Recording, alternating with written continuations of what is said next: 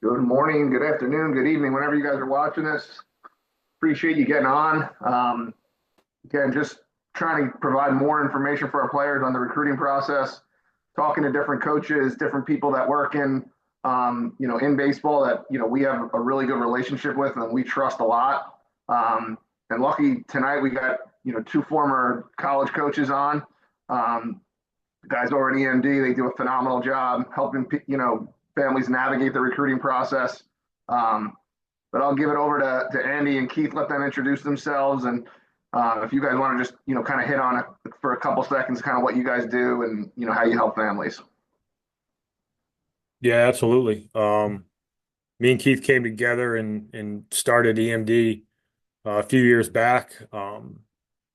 Got a passion for trying to help kids navigate this process. We both coached for an extended period of time at the collegiate level and want to make sure that families have good, accurate information and have people in their corner that are going to be able to help them navigate this increasingly complex process. And I think our coaching backgrounds allow us to do that from a knowledge perspective. I played at Marist College for 4 years. Was lucky enough to have some success there as a player. Went to a regional. Started my coaching career there. Then moved on to a Division III school for 6 years and finished up my career at the College of William and Mary down in Virginia at the Division I level in the CAA. Was fortunate enough to coach in a regional and play in a regional. Ultimately got out of coaching and started this up and was lucky enough to partner up with one of my best friends in the world, a former teammate of mine who's got a similar passion for this as me. I'll kick it over to Keith. Yeah, no, I we've been together doing this for 2.5 years now. I think I spent 16 years coaching college baseball. I played with Andy as well at Marist. Graduated in '08, and then I spent 16 years coaching college baseball at West Alabama, Siena, and 10 of my last 10 years I spent at RPI, Rensselaer Polytechnic Institute down in Troy, New York, high-end academic engineering school. 5 years as an assistant, and then 5 years as a head coach. So my wife ended up getting a coaching job out in Rochester area, and we moved out here. So I got into doing the recruiting consulting thing with Andy, and it's something that A has kept me in the game, but B, I've found a huge passion for because we're still able to help people navigate this ever changing, especially over the last 18 months process. But I say it quite frequently, and I'll probably say it a couple times on this. I want to say podcast because Jonathan, you're usually on doing our podcast with us, but it's not this call, I suppose. This is a veiled process, right? So, I think for us having spent a combined 25, 26 years coaching college baseball, being in the dugout, sitting in offices with families and talking to kids and really knowing what the ins and outs of this process are, we can kind of pull that veil back for families and really kind of get down to the nuance of what an offer means, what this means when you're getting camp invites. What does it mean when you have coaches that are calling you or reaching out to you or, maybe reaching out to your coaches, what all of that actually means and kind of how to navigate those muddy waters, if you will, so that you can ultimately find the right fit and have the most success that you can get in college. And I think for you and I know I speak for both of us, but, that's where we have the most success and the most fun in what we do is that we really get down into it and get kids to the ultimately the best fit, not only athletically but academically, personally, where you're going to thrive for 4 or 5 years on a college campus and have a phenomenal baseball career as well.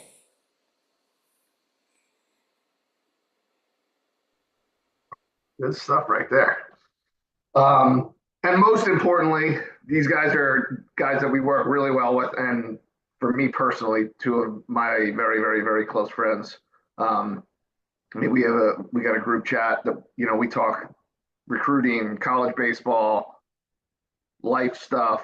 So just two guys that, are just phenomenal human beings as well. Um, so I wanted to make sure we started with that. Let's do this. we got some news. Well, we got some news, over the last, like he said, 18 months in terms of, the roster limit at the Division I level, some of that stuff. But we did get a little bit of a hiccup in the road, I would say, yesterday or this week from the judge that was looking over, some of the roster changes that could potentially, be, I guess, a hiccup would be a good word, or a speed bump from going to 40 to 34 in just a few months. So why don't we start with that? You guys want to, hit on that and kind of talk a little bit about, kind of the landscape and how it, it's been changing and how potentially that could change even more if we do get a late change to the rule where a lot of people were expecting to be at 34 come September. Might not be the case now. We'll see. But you guys want to just hit on that?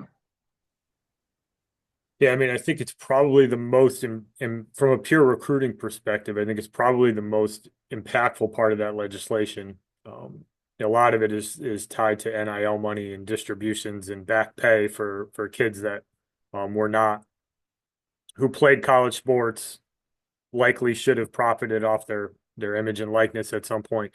But the assumption going into this for probably about the last year or so, and I think what many programs have been preparing for, is they were going to have to go from 40 to 34 starting this fall. There's been a ton of conversation around that.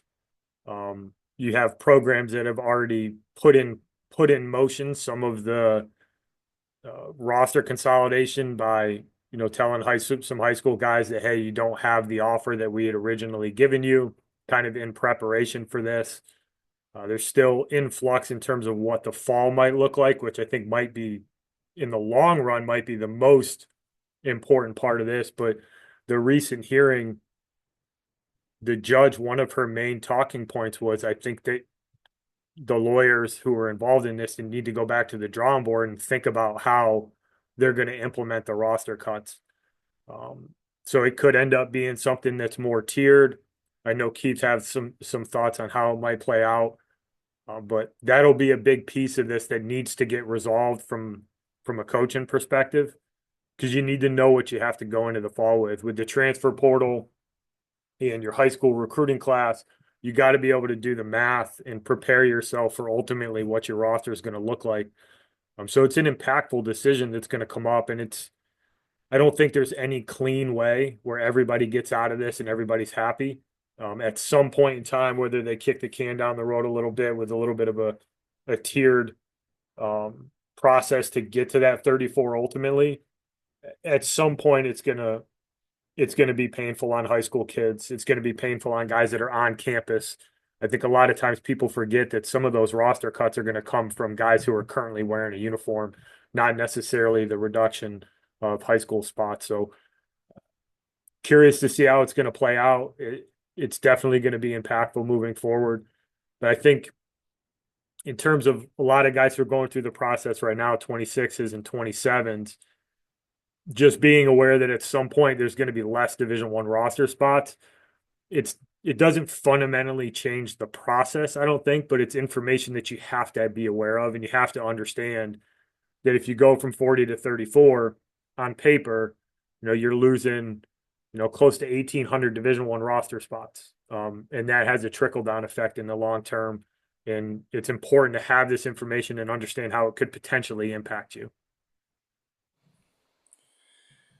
Yeah, the ruling, well, the lack of a ruling, I should say, because I believe we're recording on this on the April 9th. So whenever you do watch this, the next week, at some point, they're supposed to meet again. I think the interesting thing when they talk about the rosters is how they're going to do it. The three of us know a lot of people in this game that we've talked to that, I think the overwhelming majority want the Band-Aid ripped off to go to 34 for next year. Obviously, that remains to be seen with how this ruling comes out. The judge had referenced something of grandfathering in and making it a slow bleed to get down to those numbers. And I think it's also important to note, for the context of this conversation, we're specifically and only talking about baseball, but this ruling does affect every single sport that is under the NCAA umbrella. and there are a lot of other sports that are losing almost 50% of their roster from a, a roster cap standpoint. So, from a baseball standpoint, going from 40 to 34 isn't that big of a deal. For people who haven't gone through this before, we're only one recruiting cycle, so we're talking 4 full years from being at 35, which we were at for, decades. So the interesting thing to me is what does that look like? Are we going to rip the Band-Aid off and go straight to 34? Is it going to be like, hey, you have to be at 38 in 26 and then 36 in 27 and then 34 in 28, and kind of tier it that way and grandfather people in, quote unquote, where if you're on the roster, you don't necessarily count. They're looking at a 4-year cycle of how many guys are going to be in that on that team.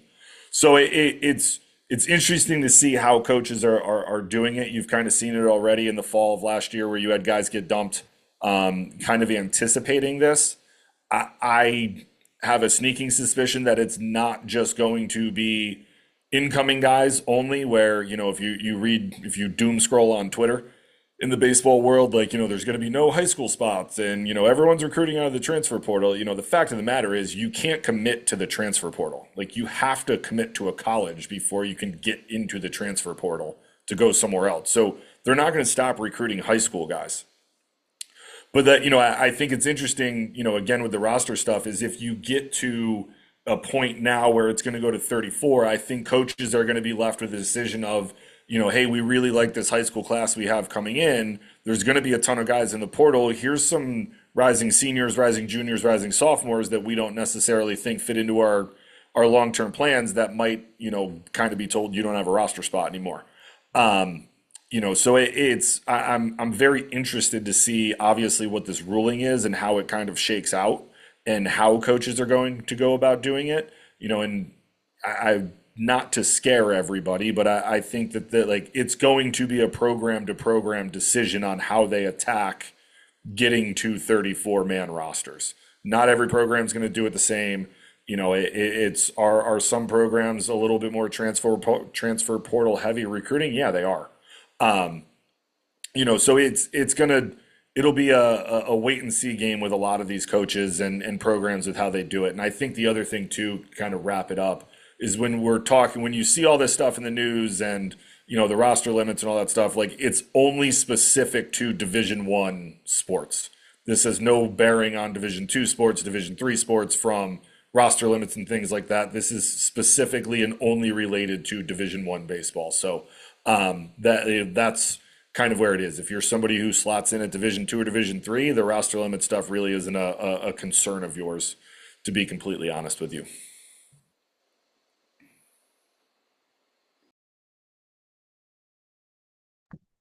Very good. Awesome. That was good stuff. Talk a little bit about, you've had some guys, you guys have placed a bunch of guys, to some big spots and I know obviously all the way down. Talk a little bit about what you guys see being, what are players doing really well that are having success in the process of finding their right fit? For me, there's 2 pieces to this, and I think one is the baseball portion and then one's the non-baseball portion. You have to have a vision for what your college experience is going to be outside of baseball, right? So specifically information like, what are you trying to study? How far do you want to be from home? Is there a financial component that needs to be considered in this process? What type of setting do you want to be a part of?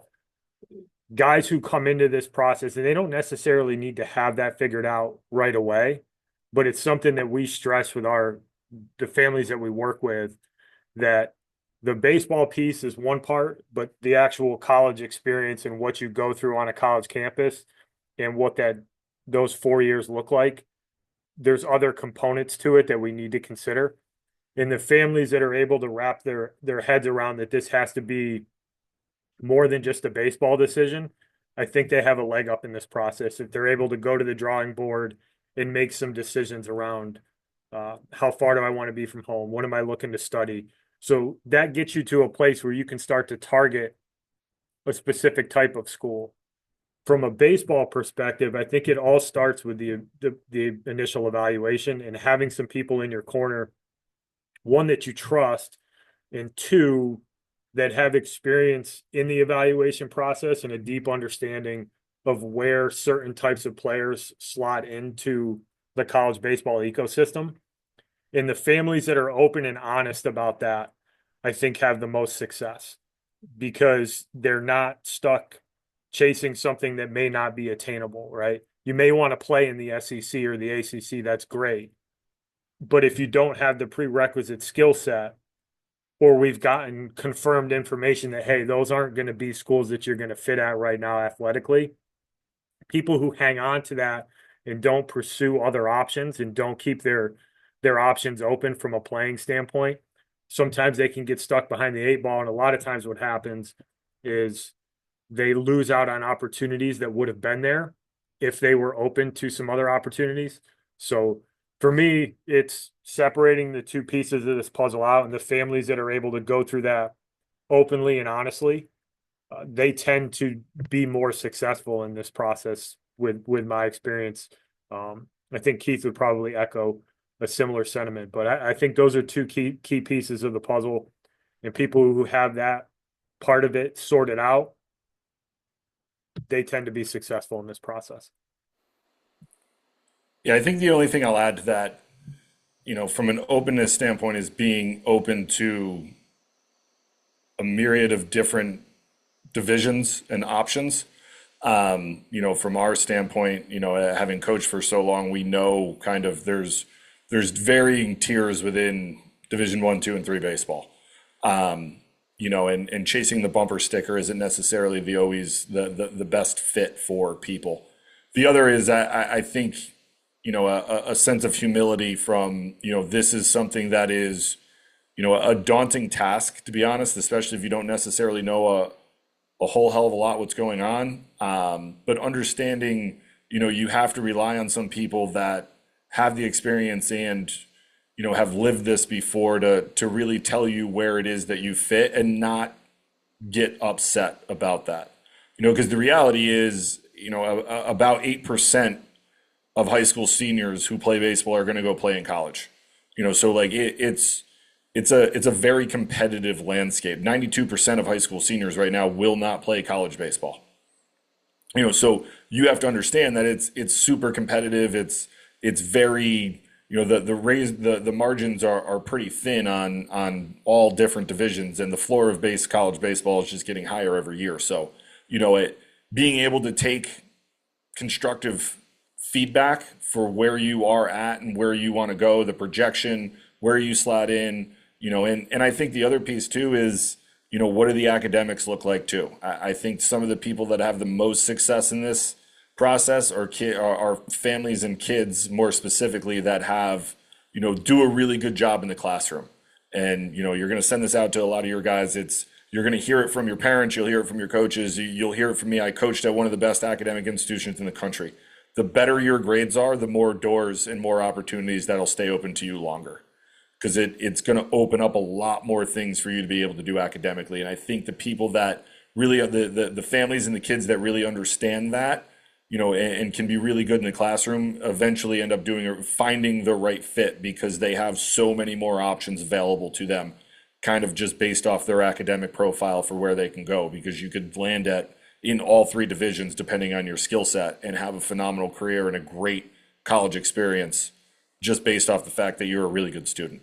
So I think, to echo Andy, the openness and, the willingness to, be humble and take the feedback for what it is that you need to get to the level you want to play at. And then also making sure that you're squared away academically so that not a lot of doors are, a lot of doors become shut to you because, you decide that you just want to be a C student in high school. That's going to shut a lot of doors on you. Go be an A student and you're going to have a lot more options out there for you than you probably previously thought you would. The other thing I'll add too is I think people who play the long game, right, and get engaged in the recruiting process in some way, shape, or form earlier rather than later. I think they give themselves more room for error. They give themselves a longer road where you can really take into account development, right? So you've got a lot of guys who are, 27s and 28s who likely want to play college baseball. Um, Having an idea of what you're shooting for, having people in your corner who can help you through the development process. This process plays out over a different timeline for everybody. There's going to be 27s. There's probably going to be 27s in your organization, Jonathan, who are going to be sorting through some offers in August because they're kind of top of the food chain guys. There's going to be guys who aren't going to get a single call on August 1st who are going to end up being Division I players, but it's going to take them another offseason to get to where they need to be. And the earlier you can get engaged, the earlier you can start to put together a plan. You not only have time to adjust, but you can gather that feedback. You can make sure you're getting in front of the right people, and you can make sure that you're putting in place a development plan that's going to help you continue to grow as a player, grow as a person, because the commitment's one part of this process. And this is something that me and Keith are pretty passionate about. That's one piece of it. And it's often the highlight. But the work that gets put in to get there is incredibly important. But then the work after the commitment and getting a kid prepared to go and play and compete, making sure that they understand what it looks like on a college campus. So when those guys step on campus fall of their freshman year, they're ready to go. So this process doesn't just span the 3 or 6 months during the summer of your junior year where you're trying to get recruited. It really starts with setting some long-term goals, putting in place a development plan, making sure that you're getting in front of the right people, and families that come into this a little bit earlier. I think it gives them a lot more time to sort this out. It gives the player more time to develop. And I think you can get better outcomes that way because you're more prepared. Good. Really good. Video, social media, PG profiles, PBR profiles, showcases, stuff like that. How important, and camps too. How important, not important to the process is it?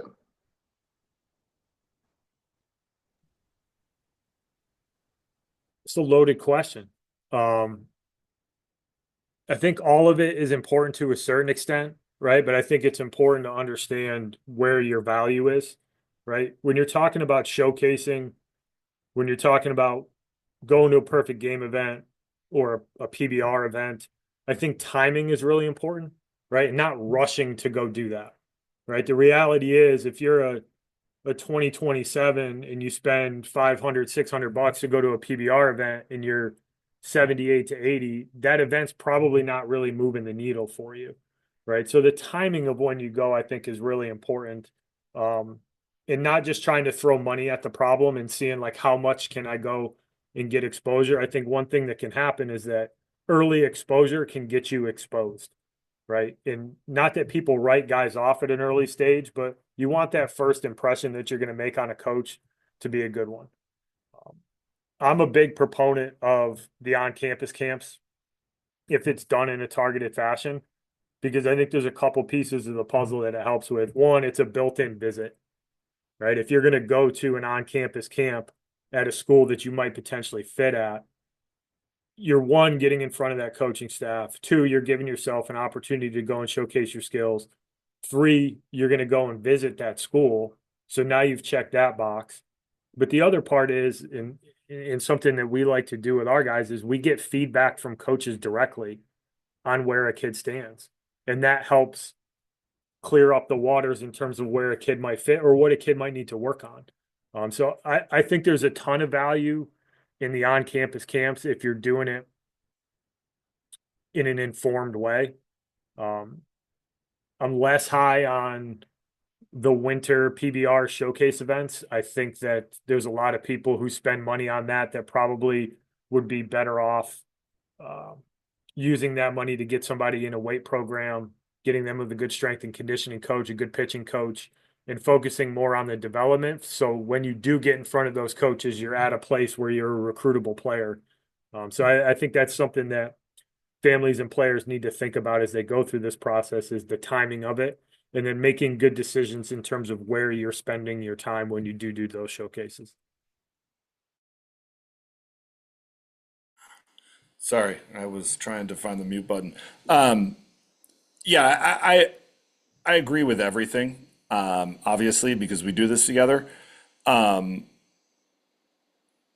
think the winter stuff I think can be a little bit more beneficial sometimes for position guys if you've been doing stuff.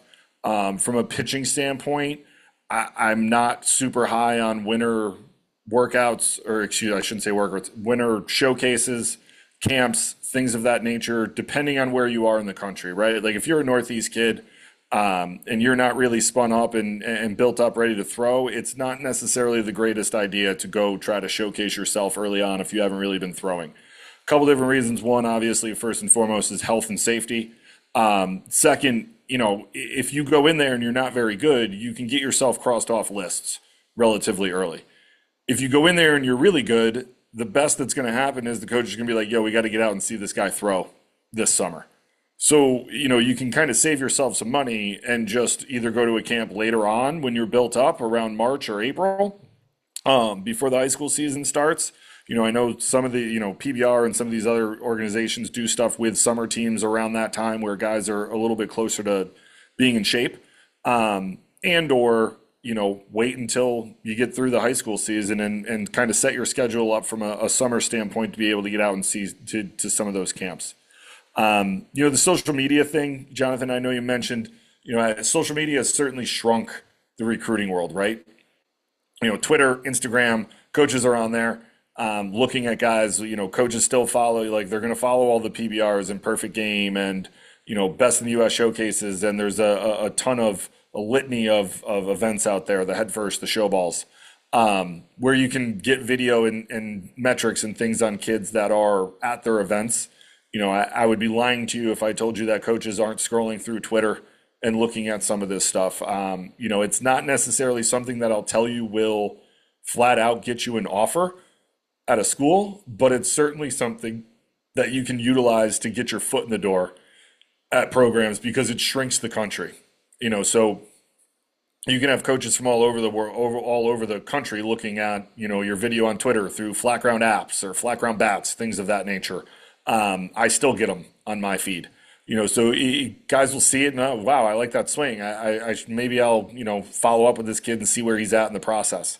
So it could at the very least get your foot in the door from a recruiting standpoint. I don't necessarily think that you're ever going to get an offer out of it, right? Because there's a lot of other things you're going to have to go through before you actually entertain an offer. But it certainly shrinks the country from a recruiting standpoint where coaches can get on there and be like, hey, wow, this kid's skill set looks like something it is that, would fit into our program, or this kid does something that I really like on video. I should probably kick the tires on this kid to see what he could potentially do. So I certainly think that it's something that, you can use and utilize in part of your toolbox to be able to get recruited. The other part, obviously when you're doing it on Twitter is your video. I think being able to put together some highlight videos of, the last 2 or 3 weeks of games and putting them on YouTube and being able to have a link that you can send to coaches is a huge thing to be able to do. The one thing you want to avoid, the 7 to 12 minute videos of an entire inning, where, I'll be honest with you, we're going to fast forward through those videos because we're getting a lot of them. You want to hit the highlights, your swing, your pitches, ball flight, things of that nature. But again, we're out of the COVID era where there's not a lot of people that are recruiting solely based off of video, but it at least gives a floor to your skill set that coaches can look at and be like, wow, okay, like there's something that, he does that I like. The other part of the video too is that it gives, if you can get as much video as possible from lessons and practice and games, it gives you a library of what it is you're doing that gives you the ability to go back and break down video to see, what you're doing well when you're going well and maybe what's breaking down when it's not necessarily going that well for you. There's kind of a two pieces to that where you can use it from a recruiting standpoint, but you can use it for your own development too, to say like, hey, like this is what I do when I feel like I'm going really well. This is what I'm getting out and around balls, or I'm, getting blown up and I'm late, whatever it might be. So those two pieces on top of the showcase piece, I think can be huge tools in your toolbox when it comes to recruiting stuff. But there's obviously, good ways and bad ways to go about doing it. And it's again, it's not going to get you an offer, but it at least gets your foot in the door. I think this is one of the trickier things for families to navigate at times. I know that the families that we work with get inundated with emails and trying to sort through, what's of value, where should I be? Is this a school I should be interested in? And I think this is where having somebody in your corner that you trust, somebody that's been through this process is important, because they're gonna save you time, they're gonna save you money, and they're gonna help you make good decisions with your time and money in terms of, is this showcase event going to be worth it for you, right? If you're a high academic kid and you're interested in pursuing that type of an education, there's certain events that are of value to you, but there's other events that may not be. And being able to make those good decisions, because you can't be everywhere. You have to make some decisions on terms of where you're going to spend your time, and having somebody who's able to give you a good evaluation, who's able to give you good advice, who's able to have open conversation with you, honest conversation with you, to give you some direction here. I think it helps big time, because this is a cloudy part of it. I mean, there's hundreds of emails that go out every day to families, and sorting through some of that stuff can be stressful and it can be difficult.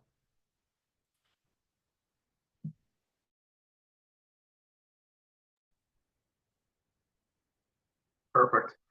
That was great, guys. Why don't we do this? Why don't we do one more? Why don't you give us something to go home with here? A point, a topic, whatever you kind of want.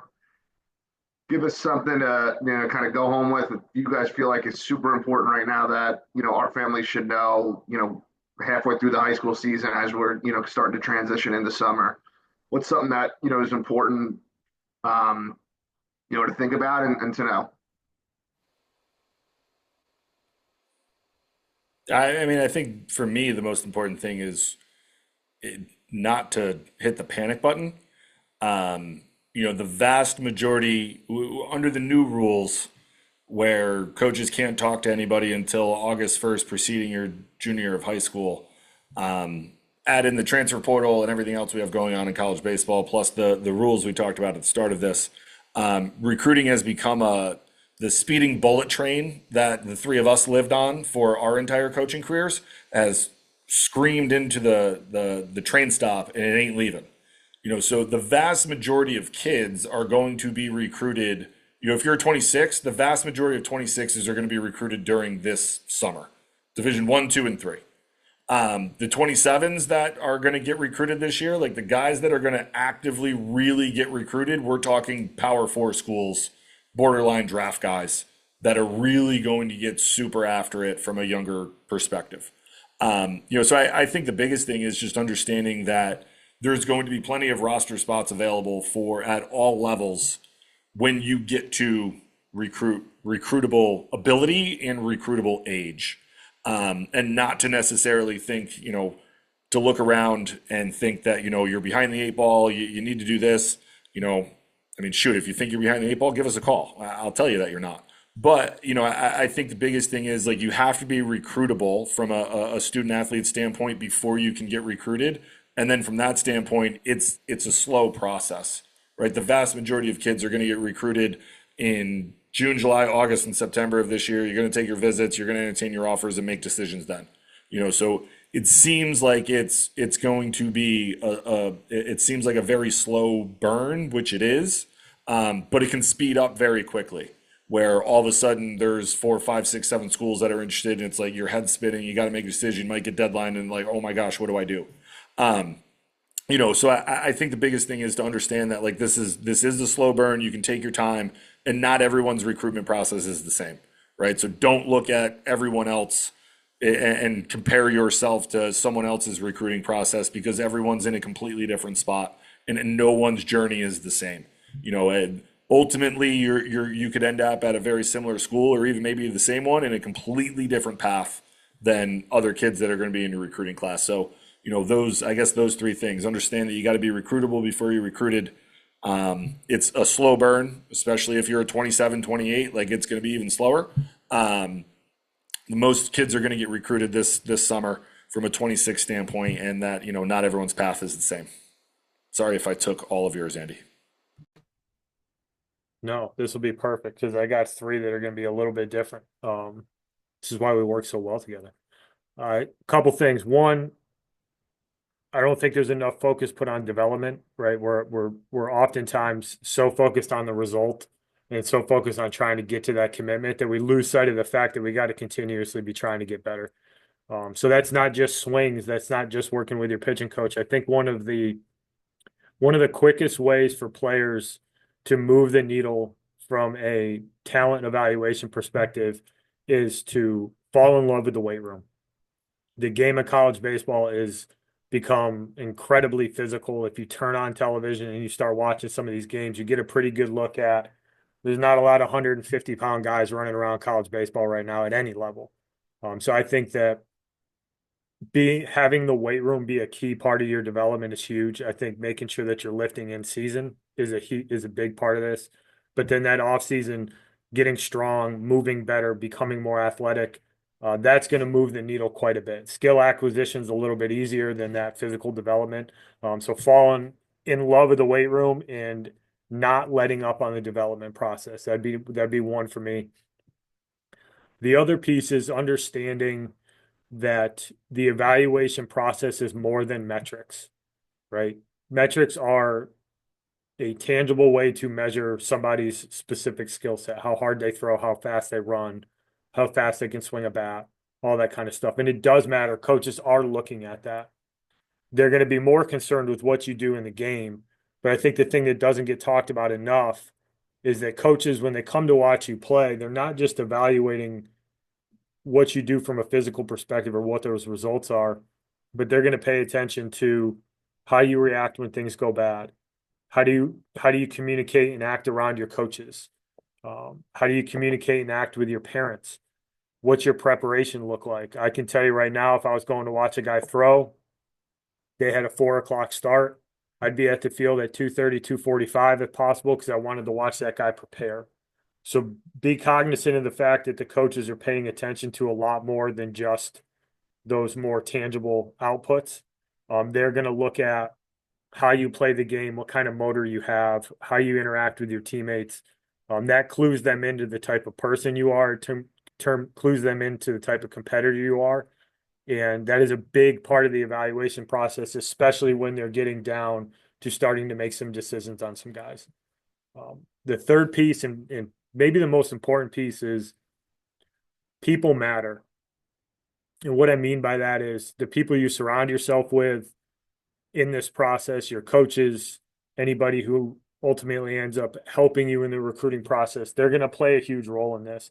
But as you go through the recruiting process, getting to know coaches, getting a feel for how they treat their players, what their program looks like, what that culture looks like, the men who are going to coach you for 4 years, you will be with them more than you will be with your parents or anybody else in your life during that 4 year window. And you want to make sure that you're going to go and play for a group of individuals that you trust are going to get the most out of you physically and get the most out of you from a personal perspective, right? And if you're a parent, I'm a new parent myself, but one of the things that I would concern myself with is, do I feel really comfortable dropping my son off to be in the care of these coaches? Are these the type of coaches I want my kid to be around? So people matter, understanding that those relationships matter. And when you get down to the nitty gritty of this recruiting process, that's a big part of what makes you, it's a big part of the equation in terms of what the right fit is. And the right fit is going to be dictated by other factors, but the people involved in that decision are going to play a big role in it as well.